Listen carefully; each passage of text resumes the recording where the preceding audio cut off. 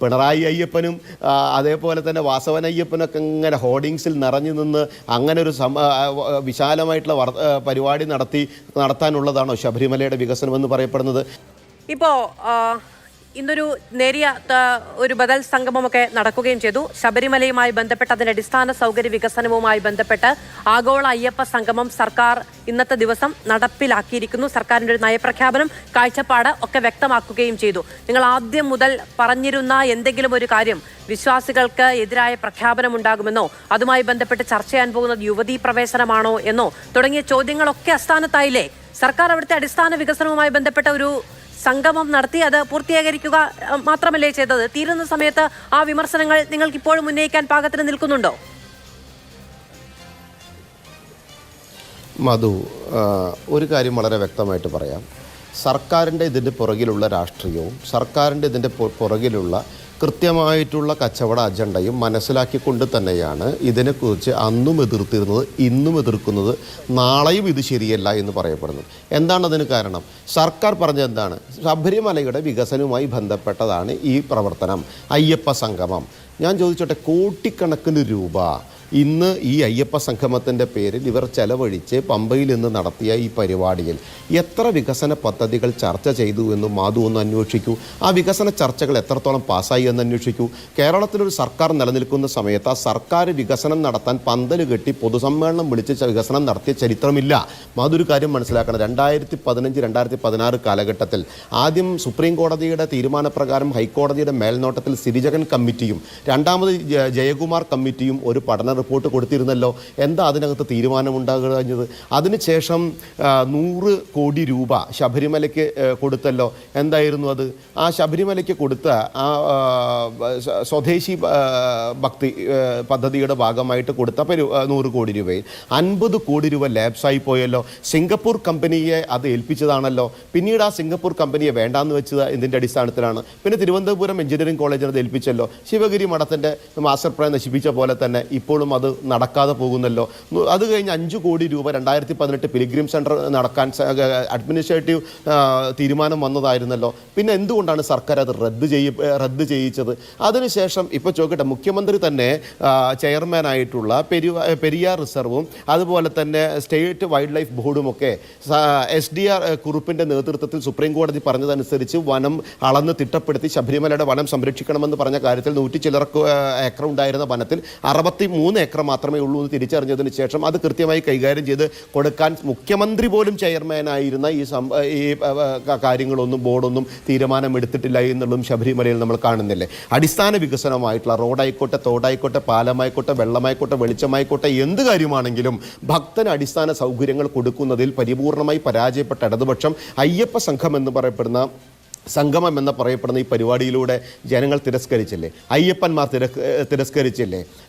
പിണറായി അയ്യപ്പനും അതേപോലെ തന്നെ വാസവൻ അയ്യപ്പനൊക്കെ ഇങ്ങനെ ഹോർഡിങ്സിൽ നിറഞ്ഞു നിന്ന് അങ്ങനെ ഒരു വിശാലമായിട്ടുള്ള പരിപാടി നടത്താനുള്ളതാണോ ശബരിമലയുടെ വികസനം എന്ന് പറയപ്പെടുന്നത്? പിന്നെ അദ്ദേഹം പറഞ്ഞു ഇത് ഔദാര്യം കൊടുക്കുന്ന പോലെ സർക്കാർ കൊടുക്കുന്ന ഗ്രാൻഡിനെ. ഞാൻ ചോദിച്ചിട്ട് ശ്രീ രാഹുൽ ഈശ്വർ ഇവിടെയുണ്ടല്ലോ, അങ്ങേർക്കറിയാമല്ലോ. എത്ര ഏക്കർ സ്ഥലം, കോടിക്കണക്കിന് രൂപയുടെ സ്വത്ത് കവനന്റ് പ്രകാരം ഈ ദേവസ്വം ബോർഡുകൾക്ക് കൈമാറുന്ന സമയത്ത് 1949 അടക്കം തിരുവിതാംകൂർ ദേവസ്വവും കൊച്ചിൻ ദേവസ്വം ബോർഡും അന്നത്തെ ക്ഷേത്രങ്ങൾ കൈമാറുമ്പോൾ കവനന്റ് പ്രകാരം സംരക്ഷിച്ചു കൊള്ളാമെന്നും ദൈനംദിന നിത്യനിദാന ചെലവുകൾക്ക് വേണ്ടി കൃത്യമായി സർക്കാർ കൊടുത്തോളാമെന്നും എഴുതി ഒപ്പിട്ടതിന് ശേഷമാണ് ഇത് കൊടുത്തത്. അപ്പോൾ ഇത് കൊടുക്കുന്നത് ഔദാര്യമല്ല, അത് കൊടുക്കേണ്ട ഉത്തരവാദിത്തം മാറി വരുന്ന സർക്കാരിനുണ്ട്. പഴകുളം മധുവിനോട് ചോദിച്ചാൽ MK ആന്റണി സർക്കാരാണ് ആദ്യം 46 കോടിയിൽ നിന്നും 7 കോടിയിൽ നിന്നും 6 കോടിയിൽ നിന്നൊക്കെ വ്യത്യസ്ത വരുത്തി കാശുകൾ കൂട്ടി ഗ്രാൻഡ് അനുവദിച്ചു കൊടുത്തത് ആന്റണി സർക്കാരുള്ള സമയത്ത്. അതൊക്കെ കൃത്യമായിട്ട് ഇവിടെ ചെയ്യുന്ന ആളുകൾ ഈ 9.5 വർഷക്കാലമായിട്ട് ഈ LDF ഗവൺമെന്റിന്റെ നേതൃത്വത്തിൽ ശബരിമല വികസനവുമായി ബന്ധപ്പെട്ട് ചെയ്ത കാര്യങ്ങളൊന്ന് അക്കമിട്ട് പറയുന്നേ.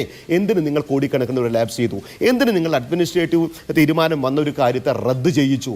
ഒരു അരവണ എന്ന് പറയപ്പെടുന്നത് 1200 ക്യാൻ എടുക്കാൻ സാധിക്കും. എന്തുകൊണ്ടാണ് കുറച്ചു കാലമായിട്ട് അതിൽ 700 800 ക്യാൻ എടുത്ത് ബാക്കി 300 350 പുറത്ത് വിൽക്കാൻ കൊണ്ടുപോകുന്നത്? അപ്പോൾ കച്ചവട താല്പര്യത്തിന്റെ അടിസ്ഥാനത്തിൽ 3500 പേരെ ചൂസ് ആൻഡ് പിക്ക് ചെയ്ത് ഭക്തരെ കണ്ടെത്തി എന്ന് പറഞ്ഞ അയ്യപ്പ സംഘം സംഗമത്തിൽ പരസ്യവും ഹോർഡിങ്സും വെച്ച് കോടിക്കണക്കിന് ഉറുപ്പിക കൊടുത്ത് ഇവർ നടത്തിയ ഈ പ്രകടനമുണ്ടല്ലോ, ഈ പ്രകടനത്തിൽ എങ്ങനെയാണ് ഇവർ ഭക്തരെ സെലക്ട് ചെയ്ത്? ഈ പിണറായി വിജയനും വാസവനെയും കണ്ടിട്ടാണോ കോടിക്കണക്കിന് ഭക്തർ ഈ ശബരിമല അയ്യപ്പസ്വാമിയെ ശരണം വിളിച്ചുകൊണ്ട് പറഞ്ഞത്? ഇൻകുലാബ് സിന്ദാബ വിളിക്കുന്ന പോലെ ദേവസ്വം ബോർഡ് പ്രസിഡന്റ് എന്ന് പറയപ്പെടുന്ന വ്യക്തി ശരണം വിളിച്ചുകൊണ്ട് അവിടെ നടത്തിയ പ്രഹസനം നിങ്ങൾ കണ്ടില്ലേ? അയ്യപ്പ ഭക്തരെ കൃത്യമായി ടാർഗറ്റ് ചെയ്തുകൊണ്ട് ഇതിനകത്ത് ശബരിമലയെ ടാർഗറ്റ് ചെയ്യുന്നു. പമ്പായിലെ ഈ പിണറായി വിജയൻ ഇന്നത്തെ നിലപാട്, പിണറായി സ്വാമിയും വാസവൻ സ്വാമിയും കൂടി ഇന്നിവിടെ നടത്തിയ പ്രവർത്തനം എന്ന് പറയപ്പെടുന്നത് ഒരു സമൂഹത്തെ, ഒരു വിശ്വാസികളെ പരിപൂർണമായി കച്ചവടവൽക്കരിക്കുന്നതിന് വേണ്ടി, രാഷ്ട്രീയ അജണ്ട നടപ്പിലാക്കുന്നതിന് വേണ്ടി ധാർമ്മികമായി ഒരു ഉത്തരവാദിത്വമോ ഒരു ബാധ്യതയുമില്ലാത്ത ഈ സർക്കാർ, പ്രത്യേകിച്ച് ഹിന്ദു വിശ്വാസങ്ങളെ, ക്ഷേത്ര വിശ്വാസങ്ങളെ, ദേവീദേവ സങ്കല്പങ്ങളെ, ആചാരങ്ങളെ, അനുഷ്ഠാനങ്ങളെ പരിപൂർണമായി അംഗീകരിക്കാത്ത ഈ സർക്കാർ ഇന്നിത് ചെയ്തുവെങ്കിൽ ഒരുപക്ഷെ പിണറായി വിജയൻ്റെ രാഷ്ട്രീയ അജണ്ട നടപ്പിലാക്കാൻ ശ്രമിച്ചതായിരിക്കും. അത് പരാജയപ്പെട്ടു, വിശ്വാസികൾ പരാജയപ്പെടുത്തി. രണ്ടാമത്തെ കാര്യം, ഏതെങ്കിലും പണിക്കരെ പോയി കണ്ട് പരിപൂർണമായിട്ട് അയ്യപ്പനോട് ഒരു സാഷ്ടാംഗ പ്രണാമം ചെയ്ത് എന്തെങ്കിലും തരത്തിലുള്ള സഹായം ചെയ്യുന്നതിന് വേണ്ടിയാണ് അദ്ദേഹം ലോകം മുഴുവനും നടത്തിയെങ്കിൽ അങ്ങനെ ആയിക്കോട്ടെ. അന്നത്തെ പരസ്യമൊക്കെ കണ്ടില്ലേ നിങ്ങൾ? അയ്യപ്പ സംഗമത്തിൻ്റെ കോടിക്കണക്കിന് ഉറുപ്പിക പരസ്യം കൊടുത്ത് ഈ നടപടി നടത്തിയത് എന്തിനായിരുന്നു എന്ന് മാധുവിനെ പോലെയുള്ള മാധ്യമ പ്രവർത്തന രംഗത്ത് നിരവധി വർഷമുണ്ടായിരുന്ന വ്യക്തി ഒന്ന് അന്വേഷിച്ചു നോക്കിയാൽ അതിൻ്റെ പിന്നിലെ രാഷ്ട്രീയം നിങ്ങൾക്ക് മനസ്സിലാകും, അതിൻ്റെ പിന്നിലെ വോട്ട് ബാങ്ക് പൊളിറ്റിക്സ് നിങ്ങൾക്ക് മനസ്സിലാകും, അതിൻ്റെ പിന്നിൽ ഒളിച്ചിരിക്കുന്ന ഭാവിയിൽ ഹിന്ദു വിശ്വാസങ്ങളെയും ക്ഷേത്ര വിശ്വാസങ്ങളെയും ക്ഷേത്രാചാരങ്ങളെയും തകർക്കാനുള്ള LDFൻ്റെ ഗൂഢാലോചനയും നിങ്ങൾക്ക് കൃത്യമായി മനസ്സിലാകും. ധാർമ്മികമായി യാതൊരുവിധ അവകാശവുമില്ലാത്ത ഇടതുപക്ഷം ആധ്യാത്മികമായി ഒരു രാഷ്ട്രീയപരമായിട്ടോ ഫണ്ട് ചെലവഴിച്ചില്ല എന്നുള്ള ആരോപണമാണ് ഉന്നയിക്കുന്നതെങ്കിൽ ഇന്ന് മുഖ്യമന്ത്രി അവിടെ നടത്തിയ പ്രസംഗത്തിൽ തന്നെ പറയുന്ന പല കാര്യങ്ങളുണ്ടല്ലോ. ഇപ്പോൾ കഴിഞ്ഞ 8 വർഷത്തിനിടെ അവിടെ ചെലവാക്കിയ പണം കണക്ക് ചൂണ്ടിക്കാണിച്ചുകൊണ്ടാണ് അദ്ദേഹം ഇന്ന് അവിടെ പറയുമ്പോൾ തന്നെ പറഞ്ഞുകൊണ്ടിരുന്നത്. ശബരിമല മാസ്റ്റർ പ്ലാനിനായി 84 കോടി രൂപ ചെലവാക്കിയിട്ടുണ്ട്. ശബരിമല സാനിറ്റേഷൻ സൊസൈറ്റിയുടെയും പത്തനംതിട്ട ജില്ലാ ഭരണകൂടത്തിന്റെയും വിവിധ പദ്ധതികൾക്കായി 22 കോടി രൂപ ചെലവാക്കിയിട്ടുണ്ട്. ഹിന്ദു മത ധർമ്മസ്ഥാപന വകുപ്പിന് 2018 മുതൽ ലഭിച്ചത് 27 കോടി 85 ലക്ഷം രൂപയാണ്.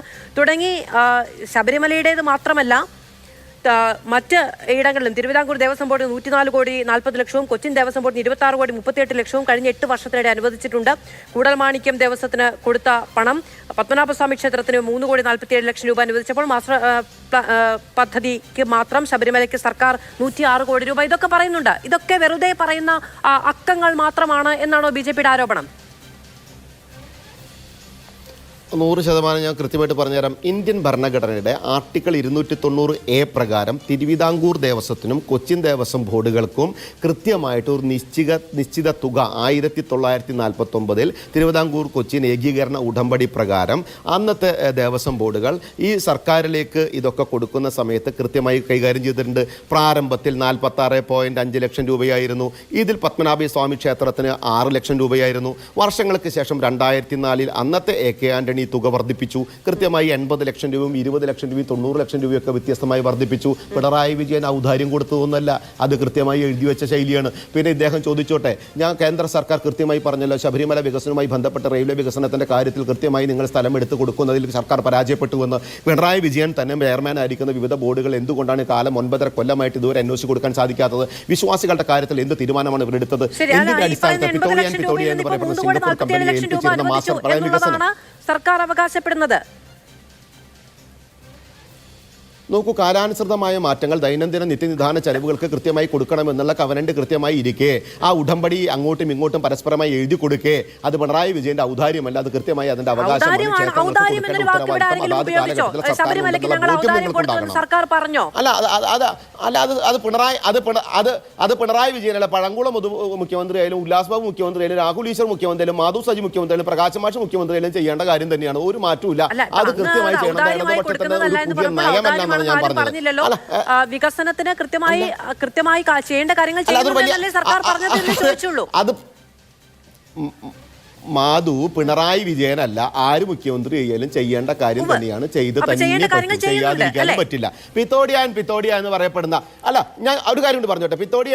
പിണറായി വിജയനല്ല, ആര് വന്നാലേ ചെയ്തേ പറ്റൂന്ന്. അതിന് പിന്മാറാൻ അവർക്ക് പറ്റില്ല. അത് പറ്റില്ല എന്ന് അവർക്ക് പറയാനും സാധിക്കില്ല. പിത്തോടിയ എന്ന് പറയപ്പെടുന്ന സിംഗപ്പൂർ കമ്പനിയെ മാസ്റ്റർ പ്ലാൻ ഏൽപ്പിച്ചുകൊണ്ട് 100 കോടി രൂപയുടെ പദ്ധതി ഉണ്ടാക്കി. ഇതിൽ നിന്ന് പിന്മാറ്റം നടത്തിയ മുഹമ്മദ് റിയാസിന്റെ ഇടപെടൽ എന്തായിരുന്നു മാധു? ഒന്ന് നിങ്ങൾ ആലോചിച്ച് നോക്ക്. എന്തിന്റെ അടിസ്ഥാനത്തിലായിരുന്നു തിരുവനന്തപുരം എഞ്ചിനീയറിംഗ് കോളേജിനെ ഞാൻ വിഷയം ഏൽപ്പിച്ചത്? എന്തിന്റെ അടിസ്ഥാനത്തിലായിരുന്നു മാധു ശിവഗിരി നശിപ്പിച്ച് കഴിച്ചാൽ അവരെ ഏൽപ്പിച്ച് 50 കോടി രൂപ ലാപ്സാക്കി കളഞ്ഞത് എന്തിന്റെ അടിസ്ഥാനത്തിൽ അത് 5 കോടി രൂപ അടിസ്ഥാന സൗകര്യങ്ങൾ ശബരിമലയിൽ പോയിട്ടുണ്ടെങ്കിൽ ഒരു സാധാരണക്കാരനായിട്ടുള്ള ഭക്തന്റെ അടിസ്ഥാന സൗകര്യങ്ങൾ നടപ്പിലാക്കി കൊടുക്കാൻ സാധിക്കാത്ത സർക്കാർ എന്തിനാണ് അയ്യപ്പ സംഗമം എന്ന് പറയുന്ന പ്രകസനം നടത്തിയത്? ഇന്ന് പറഞ്ഞ കാര്യങ്ങൾ ഞാൻ അങ്ങേക്ക് അതിനോട് എതിർപ്പുണ്ടെങ്കിൽ അങ്ങയുടെ ഊഴത്തിൽ പറഞ്ഞു പോകട്ടെ എന്ന് വിചാരിച്ച് പറഞ്ഞതാണ്. മറ്റ് ഈ ഫണ്ട് ലാപ്സാക്കിയത് അടക്കമുള്ള കാര്യങ്ങൾ, വികസന പ്രവർത്തനങ്ങൾക്ക് വിഘാതമായി നിന്ന് അടക്കമുള്ള രാഷ്ട്രീയ ആരോപണങ്ങൾക്ക് ശ്രീ പ്രകാശ് മാസ്റ്റർ മറുപടി പറയട്ടെ.